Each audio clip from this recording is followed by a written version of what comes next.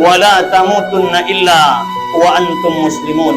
Wa qala ta'ala fi ayatil ukhra, a'udzu billahi minasyaitonir rajim, ya ayyuhallazina amanu taqullaha wa qulu qawlan sadida yuslih lakum a'malakum wa yaghfir lakum dzunubakum wa may yuti'illaha wa rasulahu faqad faza fawzan 'azima.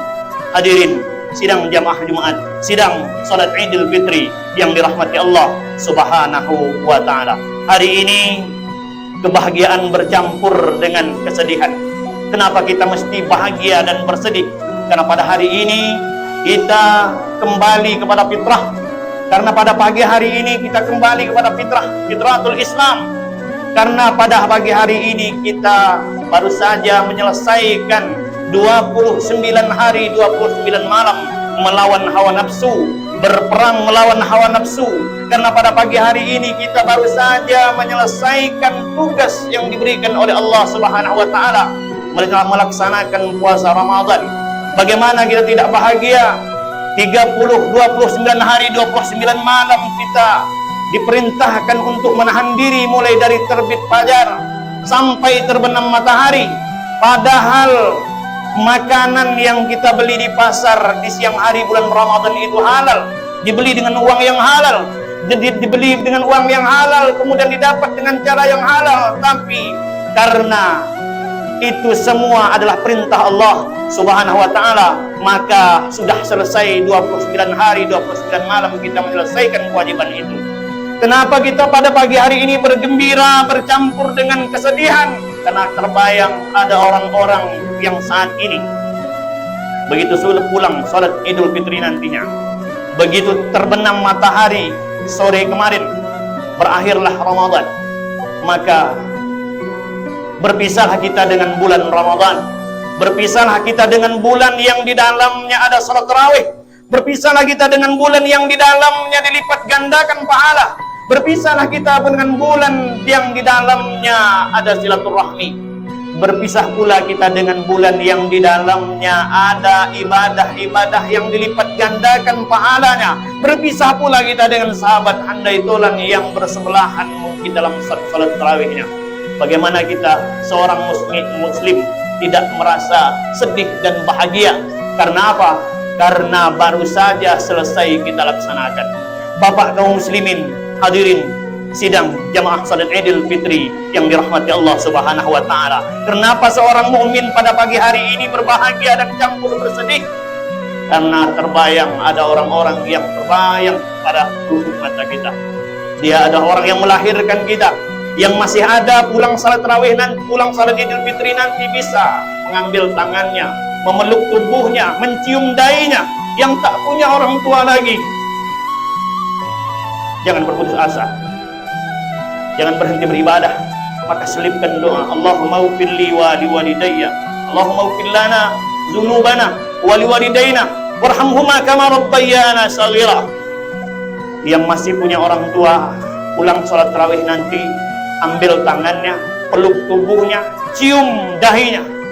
Yang punya uang rezeki banyak, yang tinggal berjauhan, sediakan waktu kunjungi kedua orang tuanya. Yang tak punya orang tua lagi, maka cukup panjatkan doa kepada Allah Subhanahu wa taala.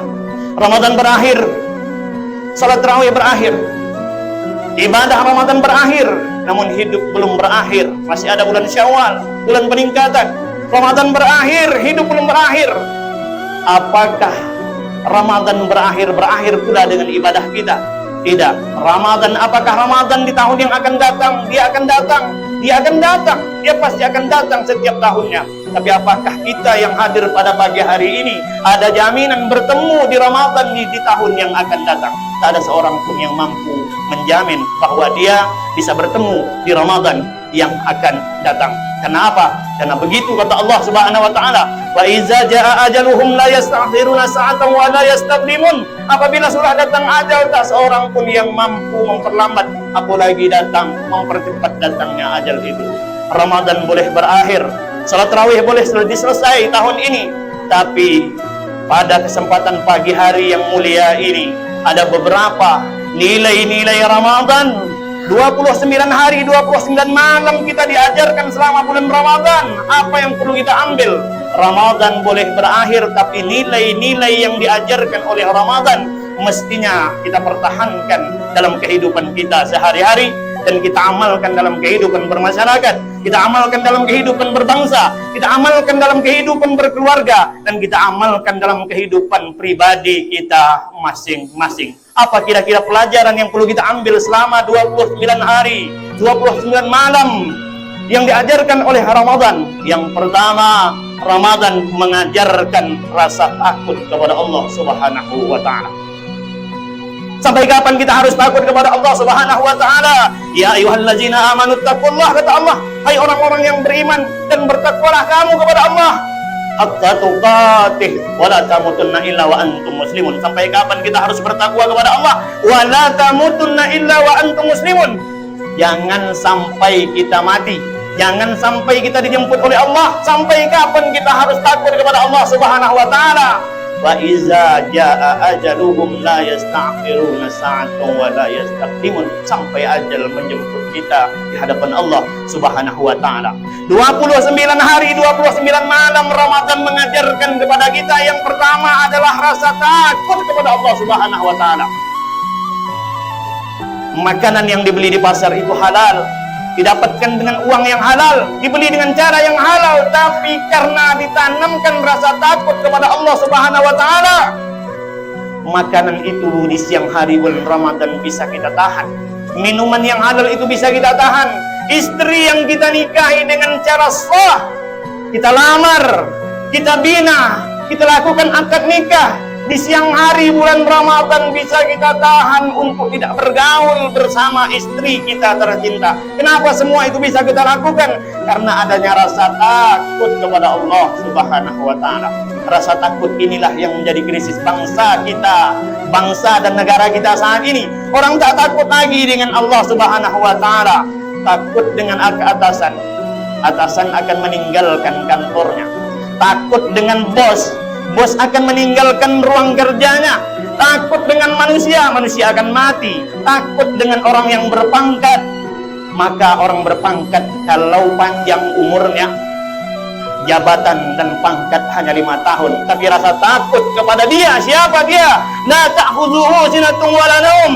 Dia yang tak pernah ngantuk, dia yang tak pernah tidur, dia yang tak pernah luput dari pandangan apapun. Siapa dia? La ta'khudhuhu sinatun wa la naum. Allah Subhanahu wa Ta'ala, la ma'bud bihaqqin illallah. Tiada yang berhak disembah, tiada yang berhak diibadahi, tiada yang berhak ditakuti. Siapa dia? Allah Subhanahu wa Ta'ala. 29 hari, 29 malam kita diajarkan menanamkan rasa takut kepada Allah Subhanahu wa Ta'ala. Takut kepada alat CCTV, lampu akan mati. Takut kepada alat CCTV elektronik, akan ada kerusakan. Semuanya ada batasnya di dunia ini. Tapi takutlah kepada Allah Subhanahu wa Ta'ala. Seorang suami yang takut kepada Allah, dia tidak akan membiarkan anaknya berpakaian tidak sesuai syariat Islam. Karena semua pakaian menutup aurat diatur di dalam Al-Quran, diatur di dalam Islam. Ya ayyuhan nabi qul li azwajika wa banatika wa nisa'il mu'minina yudni min jalabibihinna. Dzalika, kata Allah, hai Nabi, katakan kepada istri-istrimu, orang-orang perempuan, anak-anakmu, min jalabibihinna, dzalik, ulurkan jilbab kepada seluruh tubuh mereka. Seorang suami yang takut kepada Allah, dia tidak akan membiarkan istrinya, anak perempuannya keluar rumah memakai pakaian yang tembus pandang. Seorang suami yang takut kepada Allah, dia tidak akan menyia-nyiakan amanah dan tanggung jawab. Dia akan berikan pendidikan agama buat anak dan istrinya. Dia akan ajak anak dan istrinya pengajian. Dia akan ajak anak dan istrinya tabligh akbar. Dia akan ajak anak dan istrinya mendengar kajian-kajian keagamaan. Kenapa semua itu dia lakukan? Karena takut kepada Allah Subhanahu wa Ta'ala. Inilah krisis bangsa kita, bangsa Indonesia. Orang tak lagi takut dengan Allah, orang tak takut lagi dengan ajaran Allah, orang tak begitu cinta dengan ajaran Allah. Karena apa? Karena melalui krisis-krisis bangsa kita saat ini yang memang jauh dari agama Allah Subhanahu wa ta'ala. Oleh karena itu, Bapak kaum muslimin yang hari ini masih diberikan kesempatan hidup, yang kaki ini masih bisa melangkah, maka gunakanlah kaki dan jasad itu untuk melakukan sesuatu yang bernilai ibadah, yang dinilai oleh Allah menjalankan rasa takut kita kepada Allah Subhanahu wa ta'ala. Pemimpin yang takut kepada Allah, dia tidak akan kesewenang-wenangan. Pemimpin yang takut kepada Allah, dia tidak akan menyia-nyiakan amanah. Pemimpin yang takut kepada Allah Subhanahu wa ta'ala, dia tidak akan sewenang-wenang terhadap bawahan dan pimpinannya. Oleh karena itu, mari sama-sama kita tingkatkan rasa takut kita kepada Allah Subhanahu wa ta'ala.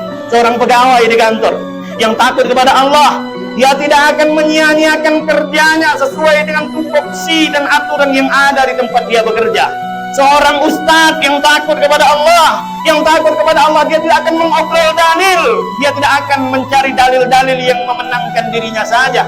Seorang ustadz yang baik dan takut kepada Allah, dia tidak akan pernah takut menyampaikan kebenaran meskipun posisinya terancam dengan apapun, meskipun ujung pistol berada di dahinya. Kenapa? Tak ada yang bisa mematikan dia dan tidak ada yang bisa menghidupkan dia kecuali Allah Subhanahu wa ta'ala. Oleh karena itu, tanamkan rasa takut kita kepada Allah Subhanahu wa ta'ala, terutama anak generasi kita hari ini. Anak perempuan, anak laki-laki, para pemuda, remaja yang takut kepada Allah, dia tidak akan bergaul bebas, dia tidak akan berpacaran, dia tidak akan pegang tangan perempuan yang bukan muhrim kalau dia takut kepada Allah Subhanahu wa ta'ala. Karena lebih baik menusukkan paku di kepala dari yang datangnya dari api neraka daripada bersentuh kulit laki-laki yang bukan mahram kepada perempuan yang bukan muhram. Kenapa? Begitu yang diajarkan oleh Rasulullah sallallahu alaihi wasallam. Begitu yang diajarkan oleh agama kita. Lamastumun nisa, bersentuh antara kulit laki-laki dan perempuan haram hukumnya, kecuali yang sudah dilegalkan, kecuali yang sudah diakadkan, kecuali dia adalah mahram. Oleh karena itu, pemuda, remaja, generasi yang takut kepada Allah Subhanahu wa ta'ala, dia tidak akan pegang-pegangan, dia tidak akan berpacaran, dia tidak akan mencintai sesuatu, berpegangan, berduaan, berkhalawat. Karena itu adalah Allah mengawasi setiap perbuatan yang dilakukan. Wahai anak-anakku, wahai adik-adikku, para generasi muda, berhentilah yang sudah berpacaran, yang terlanjur sudah berpacaran, berhentilah berpacaran. Karena tak ada nilainya berpacaran. Cukup saja kau isi dadamu dengan ilmu pengetahuan, cukup saja kau diisi dirimu dengan agama. Insya Allah engkau akan mendapatkan laki-laki yang soleh bagi perempuan, dan engkau akan mendapatkan istri yang solehah bagi laki-laki. Maka rasa takut kepada Allah mari sama-sama kita bawa dalam kehidupan bermasyarakat, berbangsa, dan bernegara. Yang pertama, Ramadan menanamkan rasa takut kepada Allah Subhanahu wa ta'ala. Ya ayyuhallazina amanu taqullaha haqqa tuqatih wa la tamutunna illa wa antum muslimun. Hai orang-orang yang beriman, bertakwalah kepada Allah. Sampai kapan kita harus bertakwa? Takut kepada Allah Subhanahu wa ta'ala. Wa la tamutunna illa wa antum muslimun. Jangan sekali-kali kita mati melainkan dalam keadaan berislam, melainkan dalam keadaan beriman, melainkan dalam keadaan beragama kepada Allah Subhanahu wa ta'ala. Yang pertama, Ramadan mengajarkan rasa takut kepada Allah Subhanahu wa ta'ala. Allahu akbar, Allahu akbar, Allahu akbar, walillahil hamd. Yang kedua, Ramadan mengajarkan bagaimana kita merasakan perasaan orang lain. 29 hari, 29 malam, siang harinya makanan yang halal itu kita tahan. Kenapa kita mesti menahan? Karena kita ingin merasakan perasaan orang lain. Apa yang kita rasakan? Begitulah kehidupan orang fakir miskin yang dapat beras pagi untuk makan siang. Begitulah rasanya seorang fakir miskin yang dapat uang pagi untuk makan hari besok, untuk makan sore nanti. Begitulah yang dirasakan oleh orang miskin, orang yang tak punya dana, orang yang tak punya harta. Maka kita rasakan 29 hari, 29 malam. Ramai salat Idul Fitri pada pagi hari ini belum tentu menjadi bukti bahwa sukses Ramadan kita selama 29 hari, 29 malam. Oleh karena itu, sebagai bukti bahwa berhasil Ramadan kita 29 hari, 29 malam, setelah Ramadan kita merasakan perasaan orang lain. Siapa dia? Orang yang punya banyak harta. Lihatlah kiri dan kanan. Lihatlah tetangga di sebelahnya. Tak ada guna hartamu banyak kalau tetangga sebelah rumahmu masih ada yang kelaparan. Kalau tetangga sebelah rumahmu di kampungmu masih ada yang gagal kuliah, gagal sekolah karena tak punya uang.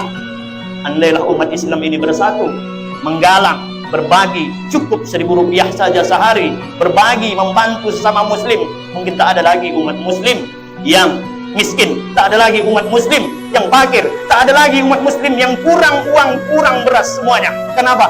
Masih banyak umat Islam yang kurang kepeduliannya untuk berbagi, merasakan perasaan orang lain.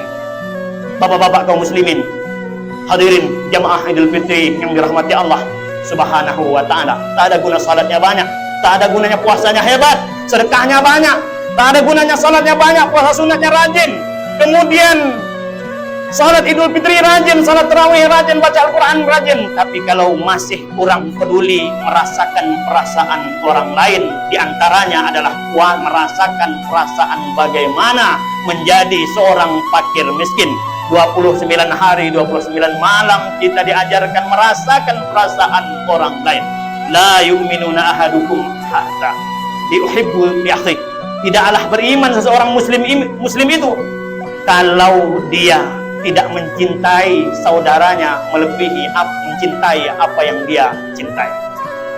Jangan merasa rajin sholat sunat tahajud 5 waktu sudah berhasil Ramadannya, sudah berhasil bernilai ibadah di hadapan Allah, kalau masih belum peduli merasakan perasaan orang lain. Kenapa? Masih banyak di luar sana fakir miskin, tak adanya gunanya mobil mewah parkir di depan rumah, paling gagah, paling ganteng, kalau tetangga sebelah rumahnya masih kekurangan beras, kalau tetangga sebelah rumahnya masih ada yang dalam kegelapan karena tak punya listrik, tak punya uang untuk memasang listrik di rumahnya.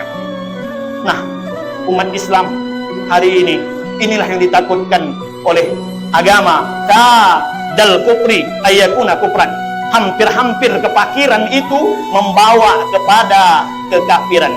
Itulah yang dipasang oleh orang-orang yang anti dengan Islam. Itulah orang yang dilakukan oleh orang-orang yang benci dengan Islam. Mereka cari umat muslim yang sedang dalam keadaan tidak punya uang, yang sedang dalam keadaan miskin. Di saat itulah mereka membantu.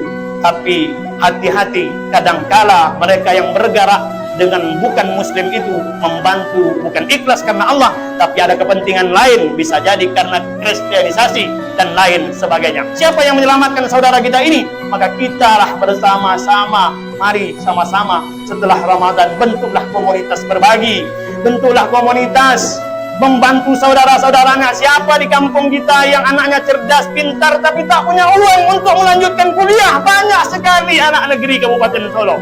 Kemarin juara membaca MTQ tingkat nasional adalah anak negari kita Kabupaten Solo Raya ini yang menjuarai juara tingkat internasional. Artinya apa? Anak negeri kita Kabupaten Solo ini pintar dan cerdas. Maka kepintaran dan kecerdasan kita kadangkala mereka digagalkan karena keterbatasan dana dan keuangan. Oleh karena itu mari sama-sama kita rasakan perasaan orang miskin, kita rasakan perasaan orang yang kekurangan uang, sehingga mereka juga bisa hidup seperti kita. Bapak kaum muslimin, hadirin jamaah salat Idul Fitri yang dirahmati Allah Subhanahu wa ta'ala. Sebagai bukti bahwa kita berhasil Ramadan ini, maka setelah Ramadan tingkatkan komunitas berbagi. Tak banyak bapak kaum muslimin. Satu di antara amal yang akan dibawa mati, kalau kita mati, 3 yang akan mengantarnya. Yang pertama adalah ahluhu, keluarga. Yang kedua adalah maluhu, harta. Yang ketiga adalah sadaqatun jariyah. Yang 2 akan kembali ke rumahnya. Yang 2 akan kembali ke kediamannya. Satu di antaranya yang bersama dengan kita adalah sadaqatun jariyah.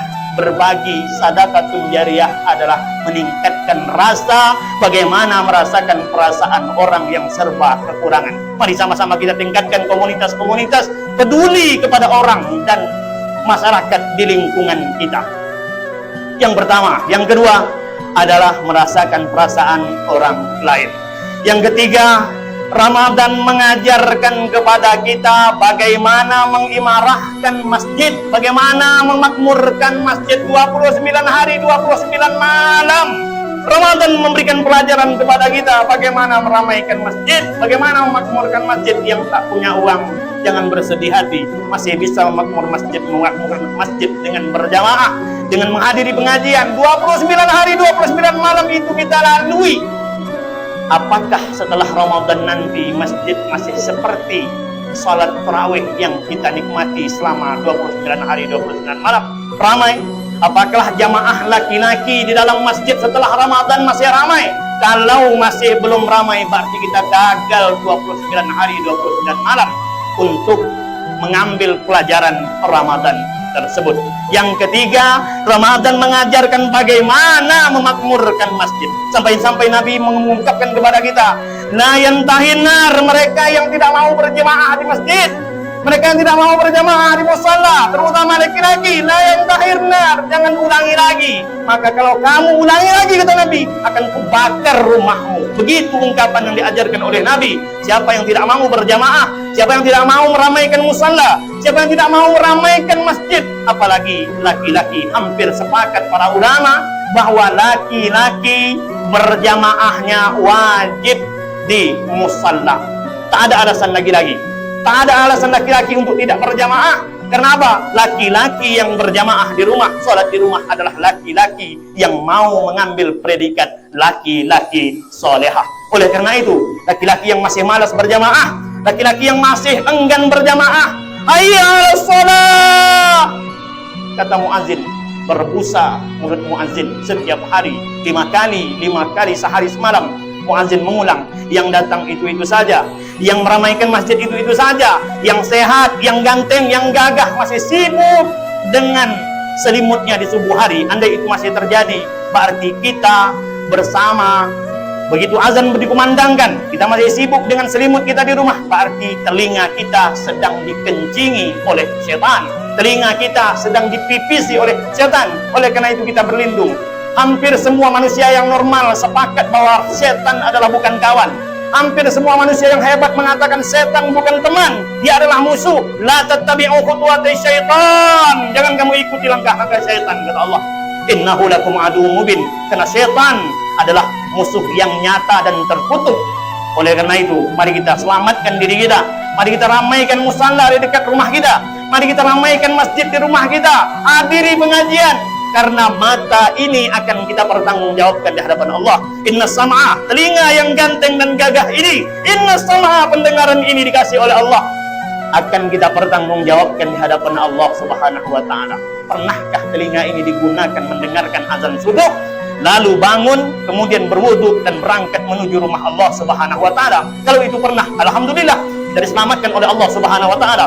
Kalau itu tidak, mari sama-sama kita perbaiki bahwa kita adalah menjadi orang yang gagal, bahwa kita akan tidak diselamatkan di hadapan Allah Subhanahu wa ta'ala. Wal basar, mata yang ganteng, mata yang bisa melihat dunia ini, semuanya akan kita bertanggungjawabkan di hadapan Allah. Apakah mata itu digunakan untuk membaca ayat-ayat Allah 29 hari 29 malam? Apakah khatam Al-Quran? Apakah digunakan untuk membacakan Al-Quran? Kalau tidak, berarti kita adalah orang yang rugi. Kalau tidak, berarti kita adalah orang yang tidak diselamatkan oleh Allah Subhanahu wa ta'ala. Yang pertama, yang kedua, yang ketiga, meramaikan masjid dan musalla. Kita sedih kadang-kala, masjidnya gagah, masjidnya bagus, tiangnya berornamen mahal, semuanya bagus, tapi jamaahnya tak sampai satu saf di saat salat subuh. Wahai saudara-saudaraku, kalau saat salat asar mungkin kita berada di kantor, kalau saat zuhur mungkin kita sedang berada di kantor, tapi subuh apa alasan kita untuk tidak berjamaah di masjid dan musalla? Yang ketiga, memakmurkan masjid. Yang keempat, Ramadan mengajarkan kepada kita bahwa adalah menjaga tali silaturahmi. Bahwa orang yang 29 hari 29 malam kita bersama dengan tetangga sebelah rumah, berangkat menuju musalla, berangkat menuju masjid, apa makna yang perlu kita ambil? Ramadan mengajarkan tali silaturahmi yang dahulunya sering tidak bersapa, pulang salat Idul Fitri hari ini, cari teman handai tolan, sahabat, kerabat yang menjadi sasaran kita untuk tidak bersapa, ambil tangannya, fa'fu wasfahu, minta maaflah. Kenapa? Karena itu yang diajarkan oleh Allah Subhanahu wa taala. Itu yang diajarkan oleh agama Allah, itu yang diajarkan oleh agama Islam. Kenapa? Tak ada orang yang mulia di hadapan Allah Subhanahu wa taala. Kita sedih hari ini ada anak yang melawan kepada orang tua. Kita sedih hari ini ada suami yang ada istri yang membangkang kepada suaminya. Kita sedih hari ini masih terdengar ada anak yang membunuh orang tuanya hanya persoalan ekonomi. 9 hari, 9 bulan, 10 hari kita di dalam kandungan ibu kita. Begitu kita sudah besar, dapat gelar sarjana, sudah ganteng, sudah tampan, besar, dewasa, mau kita, berani kita melawan kepada kedua orang tua. Artinya apa? Silaturahmi kita gagal di dalam keluarga. Oleh karena itu, mari kita ambil pelajaran Ramadan itu, meningkatkan tali silaturahmi. Semoga dengan itu bernilai kita di hadapan Allah Subhanahu wa taala. Anak-anakku, para generasi muda yang masih menjawab kedua orang tua, maka pulang salat Idul Fitri ini ambil tangan orang tuanya, minta maaflah wahai anakku kepada orang tuamu, ibu dan bapakmu. Andaikan engkau ditakdirkan oleh Allah punya banyak harta, punya banyak uang, engkau gendong ibumu berangkat ke Makkah, maka tidak akan pernah bisa membalas satu tetes darah di saat dia melahirkan ibu. Bapak kaum muslimin, hadirin jamaah salat Idul Fitri yang dirahmati Allah Subhanahu wa taala. Yang terakhir, bahwa Ramadan mengajarkan kepada kita bagaimana menghidupkan pengajian-pengajian dan kajian-kajian di masjid dan di rumah Allah Subhanahu wa taala. 29 hari, 29 malam seluruh masjid dan musala ada pengajian. Apakah pengajian itu didengarkan kemudian diamalkan dalam kehidupan sehari-hari? Di kota besar, di tempat-tempat yang provinsi, kota-kota besar, ada kajian duha, ada kajian tahajud, ada kajian zuhur, semuanya ada. Tapi apakah pengajian yang banyak itu akan kita bawa setelah Ramadan? Hari ini kita merasa risih dengan generasi, bahkan bukan saja generasi muda, orang tua pun benci dengan pengajian, orang tua pun benci dengan ayat Allah, padahal yang dibaca oleh para ustadz adalah tak ada satupun yang tak punya dalil. Man kharaja talaban ilmi wa huwa fisabilillah, siapa yang keluar rumah, kata Rasulullah, dalam rangka menuntut ilmu, wa huwa fisabilillah, maka dia terhitung jihad fisabilillah. Wah, hatta yarji'an, sampai dia pulang ke rumahnya. Orang yang keluar rumah dalam rangka menuntut ilmu, maka andai dia mati di dalam perjalanan pergi menuntut ilmu, wa huwa fisabilillah, dia terhitung jihad di jalan Allah, hatta yarji'an, sampai dia pulang ke rumahnya. 29 hari, 29 malam masjid memberikan pengajian, mengadakan pengajian. Apakah pengajian itu bertahan setelah Ramadan? Ramai bulan Ramadan itu akan seperti juga setelah Ramadan. Kalau itu ramai juga setelah Ramadan dan hidup setelah Ramadan, alhamdulillah kita berhasil mengambil pelajaran Ramadan. Satu-satunya yang bisa menyelamatkan umat ini dari fanatisme mazhab adalah dengan pengajian, dengan menuntut ilmu. Thalabul ilmi faridatun ala kulli muslim wal muslimat. Menuntut ilmu itu wajib bagi laki-laki muslim laki-laki dan muslim perempuan. Bapak yang punya anak, jangan merasa bangga bisa mengantarkan anaknya ke pondok pesantren, jangan merasa bangga bisa mengantarkan ke anaknya ke sekolah Islam, tapi bapak dan ibu tidak pernah mau mendengarkan kajian-kajian Islam. Jangan merasa berhasil anaknya akan soleh dan soleha kalau bapak tidak pernah menggandeng tangan anaknya menuju rumah Allah Subhanahu wa taala dalam rangka mendengarkan dan mengamalkan setiap pengajian yang didengar di masjid dan musala itu. Banyak sekarang orang tua wali murid menuntut kepada sekolah guru agama, anaknya harus hafal Quran, anaknya harus berakhlak, anaknya harus taat ibadah, tapi dia lupa pelajaran madrasah pertama yang harus mengajarkan anak soleh adalah kedua orang tuanya. Bapak yang punya anak, maka jangan merasa jenuh dan letih menggandeng tangan anaknya untuk menuju rumah Allah Subhanahu wa taala. Orang yang berhasil anaknya taat ibadah, boleh kita tanya di luar sana, mereka yang berhasil anaknya menjadi ahli bahasa Arab, berhasil kuliah di luar, semua itu karena didampingi dan digandeng tangan oleh orang tuanya menuju rumah Allah Subhanahu wa Ta'ala. Khatib salah satu penggerak pondok Al-Quran yang setiap hari Minggu mengadakan kegiatan didikan subuh. Yang paling menyedihkan, ada orang tuanya hanya mengantarkan anaknya di masjid, tetapi tidak mau berjamaah di masjid ini.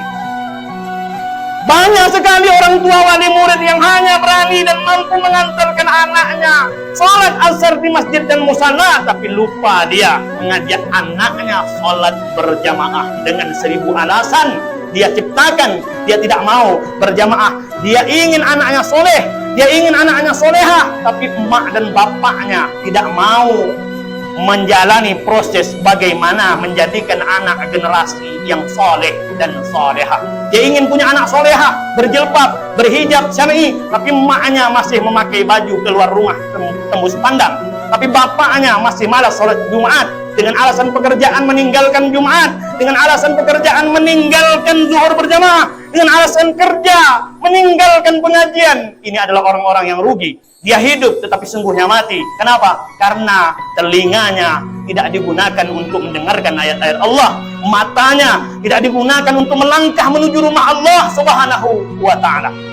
Yang terakhir adalah bagaimana menghidupkan pengajian-pengajian di rumah Allah Subhanahu wa Ta'ala. Ramadan boleh berakhir, tarawih boleh terhenti tahun ini, tapi 5 nilai-nilai Ramadan tadi bisa kita amalkan dalam kehidupan kita sehari-hari. Amin ya rabbal alamin. Wa'tabiru ya ulil absar la'allakum turhamun. Allahu akbar, Allahu akbar, walillahil hamd.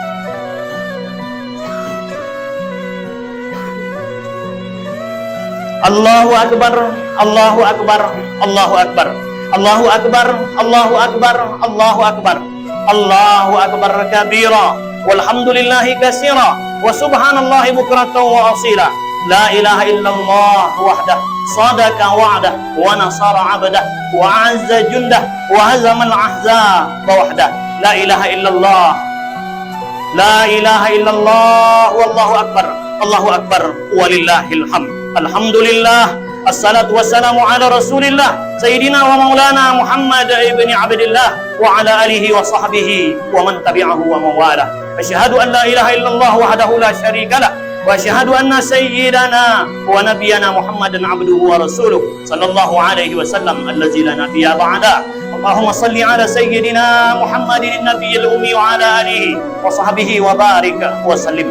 Amma ba'du, fa ya ibadallah, usikum wa nafsi bittaqwallah wa ta'atihi faqad fazal muttaqun. Qala Allah ta'ala fil Qur'anil 'azim wa huwa asdaqul qailin, ya ayyuhallazina amanu taqullaha haqqa tuqatih wa la tamutunna illa wa antum muslimun. Wa qala ta'ala fi ayatil ukhra, a'udzu billahi minasyaitonir rajim, ya ayyuhallazina amanu taqullaha wa qulu qawlan sadida yuslih lakum a'malakum wa yaghfir lakum dhunubakum wa man yuti'illaha wa rasulahu faqad faza fawzan 'azima.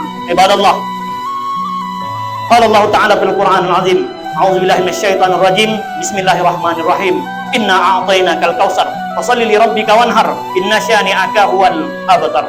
Inna Allaha wa malaikatahu yusalluna 'alan nabi ya ayyuhallazina amanu sallu 'alaihi wa sallimu taslima. Allahumma salli 'ala sayidina Muhammad wa 'ala ali sayidina Muhammad kama shallaita 'ala sayidina Ibrahim wa 'ala ali sayidina Ibrahim wa barik 'ala sayidina Muhammad wa 'ala ali sayidina Muhammad kama barakta 'ala sayidina Ibrahim wa 'ala ali sayidina Ibrahim fil 'alamin innaka Hamidum Majid. Allahumma ighfir lil muslimina wal muslimat wal mu'minina wal mu'minat al ahya'i minhum wal amwat innaka 'ala kulli syai'in qadir.